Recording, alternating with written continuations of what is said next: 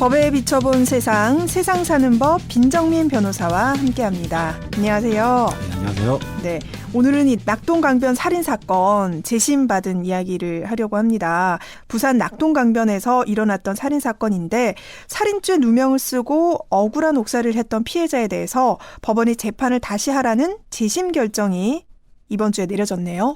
네, 이 사건이 1990년 1월 4일에 있었으니까 사건 발생 후 약 30년이 지났습니다. 네.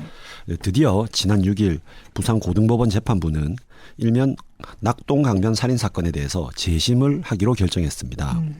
재심 결정을 내리면서 재판부는 이례적으로 피고인에 대해서 사과를 하기도 했습니다. 네, 이 사건이 어떤 사건인지 먼저 좀 간단하게 설명해 주신다면요. 네, 지난해에도 제가 이 자리에서 한번 소개를 해드린 적이 있는데요. 맞아요.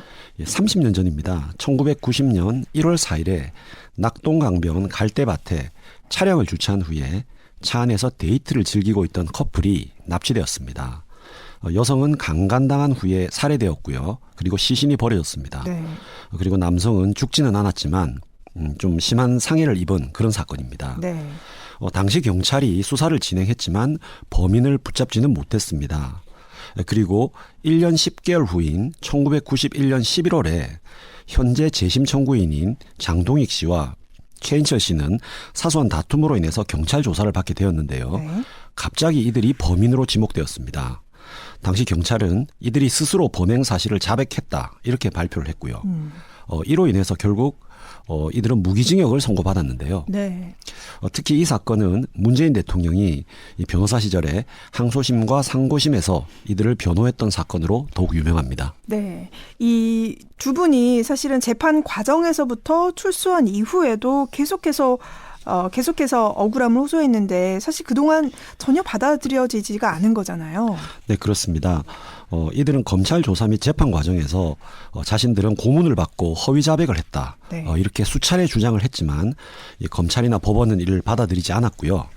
21년간 복역한 후에 2013년이 되어서야 특별 감형을 받고 모범수로 출소한 후에도 계속해서 억울함을 호소했습니다. 네.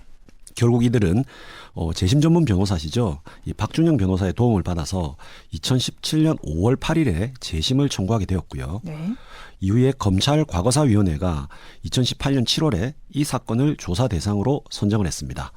이에 따라서 대검찰청 진상조사단이 조사를 진행해서 2019년 4월에 드디어 경찰의 고문에 의한 허위 자백과 이를 검증하지 않은 검찰의 부실 수사 이렇게 결론을 내렸습니다. 네. 아울러 재심 청구를 받은 재판부에서도 2019년 5월부터 6차례 집중적으로 신문을 벌였고요. 네. 그 결과 이들의 주장을 받아들여서 이번에 재심 결정을 하게 된 것입니다. 네. 재심을 받아들인 결정적인 이유, 가장 중요하게 본 사안은 어떤 걸까요? 재판부에서는 이들의 주장처럼 당시 수사를 진행한 검사와 경찰이 고문과 가혹행위를 했는지 여부를 집중적으로 살폈는데요. 네. 시간이 흘러서 다른 증거는 없지만 무려 30년이 지났음에도 불구하고 이들의 진술이 당시 상황을 구체적이고 일관되게 묘사하고 있다는 점을 지적했습니다. 네. 아울러 당시 진행되었던 현장 검증 사진도 한몫을 했는데요. 경찰 측에서는 이러한 검증이 하루 만에 모두 진행되었다고 주장을 했는데 네. 재판부에서 검토를 해보니 그게 거짓임이 드러났습니다. 이들은 현장 검증 도중에 경찰 수사관에게 고문을 당한 후에 다음 날 다시 현장 검증을 했다고 주장을 했는데 네. 실제 현장 검증 사진들을 봐도 이틀에 걸쳐서 이루어진 것이 드러났습니다. 네. 더 나아가 당시 경찰 수사관들의 법정 진술 역시 일부 거짓임이 밝혀지기도 했고요. 이런 사실들을 토대로 이번에 재심이 결정되게 된 것입니다. 네. 6차례 걸친 재심 결정 과정에서 여러 가지 사실이 좀 드러나긴 했지만 재심 결정 자체가 무죄는 아니잖아요. 앞으로 재심 재판 과정에서 추가적으로 좀 밝혀져야 될 점들은 어떤 것들일까요? 네, 말씀하신 것처럼 재심 결정 자체가 무죄라는 말은 아닙니다. 네. 다시 한번 재판을 해보라 이런 의미죠. 그렇죠. 따라서 이들은 이제 무죄 여부를 두고 한 번 더 법원의 판단을 받게 될 것입니다. 다만 이번 재심 결정에서 나온 법원의 판단은 향후 진행될 이 재심 청구인인 장 씨와 최 씨의 무죄 여부를 판단하는 재판에서 유력하게 아마 작용이 될 것입니다. 네. 원래 누군가를 형사 처벌하려면 이 사람이 죄를 지었다는 증거가 있어야 되거든요. 그렇죠. 만약 증거가 없다면 그 사람은 무죄가 되는 것이죠. 그런데 이 사건의 경우는 주된 유죄의 증거가 장 씨와 최 씨의 자백입니다. 네. 그런데 우리 형사소송법상 고문 등을 받아서 범죄 사실을 자백한 경우는 이것을 유죄의 증거로 사용할 수 없다, 이런 규정이 있습니다. 이번 재심 결정 과정에서 장 씨와 최 씨에 대한 고문 등 가혹행위가 있었다고 판단되었지 않습니까? 네. 따라서 장 씨와 최 씨의 자백은 더 이상 유죄의 증거로 사용될 수 없을 것이고요. 결국 검사가 이들의 자백 이외에 다른 유죄의 증거를 밝히지 못할 경우에는 네. 장 씨와 최 씨에게는 이제 무죄의 선고가 있을 것으로 예상이 됩니다. 아, 네. 이게 재심에서 이제 무죄가 확정이 된다면 억울하게 21년간 옥살이를 하고 30년 만에 누명을 벗게 되는 거잖아요. 이게 뭐 돈으로 보상이 될까 싶은데 어떻게 좀 보상이 되는 겁니까? 네, 뭐 수십 년간 자유를 구속당하고 이 감옥에서 생활해야 했던 그 세월을 뭐 되돌릴 수만 있다면 얼마나 좋겠습니까? 네. 하지만 안타깝게도 그렇게는 할 수가 없죠. 그래서 우리 형사소송법은 이렇게 뒤늦게 재심을 통해서 무죄가 확정된 경우에는 이 구속된 기간만큼 환산한 형사보상금을 지급하도록 규정되어 있습니다.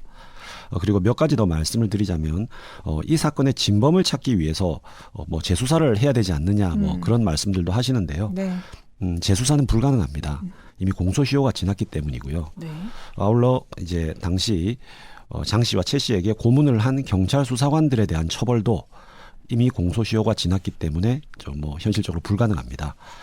다만 알려진 바에 따르면 이 경찰 수사관들이 이번 재심 과정에서 이 자신들은 가혹행위를 하지 않았다, 뭐 이런 취지의 거짓 주장을 한 것으로 보이는데요. 네. 만약 이것을 고의적으로 한 것이 인정이 될 경우에는 위증죄로 처벌이 될 가능성은 있습니다. 네. 부디 지금부터라도 이 법적 정의가 제대로 실현이 되어 이 수십 년간 억울하게 삶을 살아온 장 씨와 최 씨의 한이 조금이라도 풀리기를 진심으로 기원합니다. 네. 오늘은 이 재심 결정이 내려진 낙동강변 살인 사건에 대해서 짚어봤습니다. 지금까지 빈정민 변호사였습니다. 고맙습니다. 감사합니다.